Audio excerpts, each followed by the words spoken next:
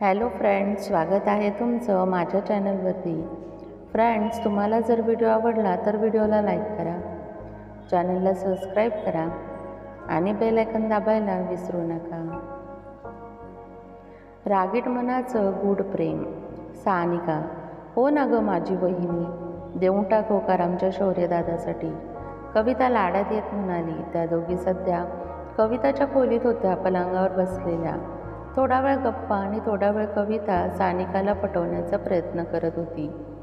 सानिका ही कविताची आत्ते बहीण, दोघी एकाच गावात राहत. सानिकाच्या आत्याचं लग्न या गावातच झालं होतं, त्यामुळे दोन्ही घरातील संबंध फार जवळचे आणि प्रेमळ होते.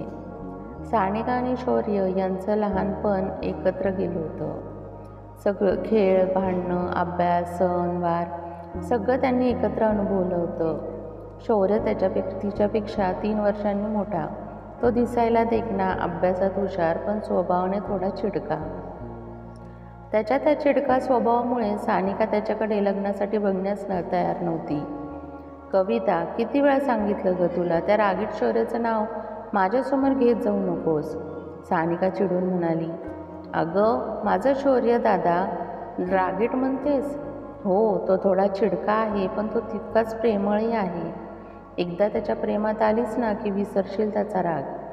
थोडासा काय ग, तो कायमच रागात असतो. कधी हसताना पाहिला आहेस का त्याला? कधी भडकणार याचा नेम काहीच नसतो. मी त्याच्यासारख्या माणसासमोर कसा संसार करू शकणार? नाही करू शकणार मी. अगं, त्याचा एक राग सोडला तर बाकी त्याच्यात काय दोष आहे? नाही ना. तुझं म्हणणं खरं आहे, पण त्याचं ते मुलींबद्दलचं वागणं बघ. एकाही मुलीशी सहजपणे बोलत नाही. मी त्याच्याकडे हसून पाहिलं तर डोळ्यांनी भस्म करत असतो जणू. कविताही आता गप्प झाली, कारण तिच्यासमोर सानिकाचं म्हणणं अर्धवट का होईना पण खरं वाटत होतं. शौर्य खरंच फारसा कोणाशी बोलत नसे. कॉलेजमध्ये अनेक मुली त्याच्यावर फिदा होत्या, पण तो त्यांच्याकडे पाहणं तर दूरच, नुसतं नाव जरी घेतलं तरी तो चिडायचा. तुझं म्हणणं काही अंशी बरोबर आहे सानिका, कविता शांत स्वरात म्हणाली. पण एक सांग, असं वागणं तो का करत असेल असं तुला वाटतं?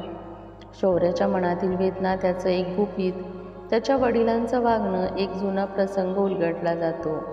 ती शौर्याला फक्त लहानपणीचा मित्र मानायची, पण आता अचानक कविता त्यांचं नातं लग्नासारखं जबाबदारीशी जोडते आहे.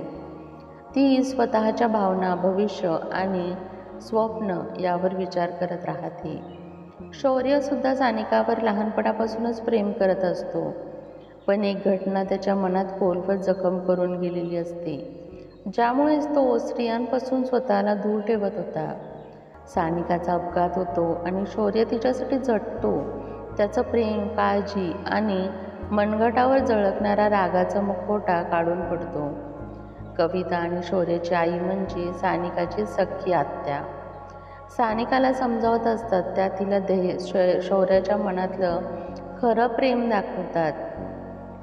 सानिकाचा निर्णय खूप विचारांती होतो. सानिका एक निर्णय घेते. ती शौर्याशी खुलेपणाने बोलते. ते दोघं मनमोकळं होतात. शौर्याचं गुपित तिला समजतं.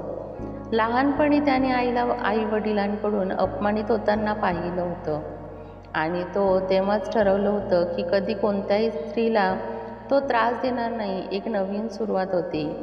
शौर्य सानिकाला लग्नासाठी विचारतो, पण तिच्यावर कोणताही दबाव न टाकता. सानिका होकार देते. लग्न ठरतं. सगळं गाव त्यांच्या लग्नात आनंदी होऊन सामील होतं.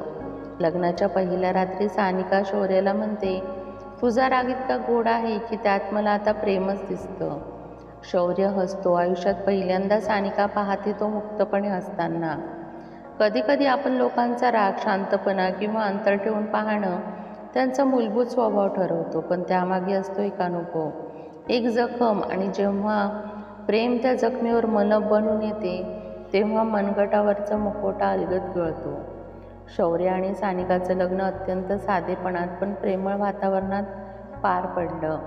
गावातील सर्वजण उपस्थित होते, कारण हे फक्त 2 माणसांचं नव्हतं, तर 2 घरांचं आणि 2 मनांचं एकत्र येणं होतं. लग्नाच्या दुसऱ्या दिवशी सायंकाळी आत्याच्या घरात गच्चीवर दोघंही एकत्र बसले होते. आभाळात संधीप्रकाश होता, वाऱ्यात गारवा आणि मनात शांतता होती. सानिकाने हलके शौर्याच्या हातावर हात ठेवला. एवढा मोठा राग का दडवून ठेवला होतास? ती हसत विचारते. शौर्याने तिला एक शांत कटाक्ष टाकला, मग नजर दूर अंतरावर लावली. राग नव्हता सानिका, भीती होती. एखाद्याशी प्रेम केलं आणि ती पण आईसारखी निघाली तर? माझ्यात तुटण्याची ताकद नव्हती म्हणून स्वतःभोवती भिंत उभी केली होती, पण तुझ्या हसण्याने ती भिंत मोडली. सानिकाच्या डोळ्यात पाणी आलं. ती जवळ सरकली आणि त्याच्या खांद्यावर डोकं टेकवलं. मी कुठे जाणार आता तुझा हात धरून? तुझ्या रागातही मला प्रेम दिसतंय आता.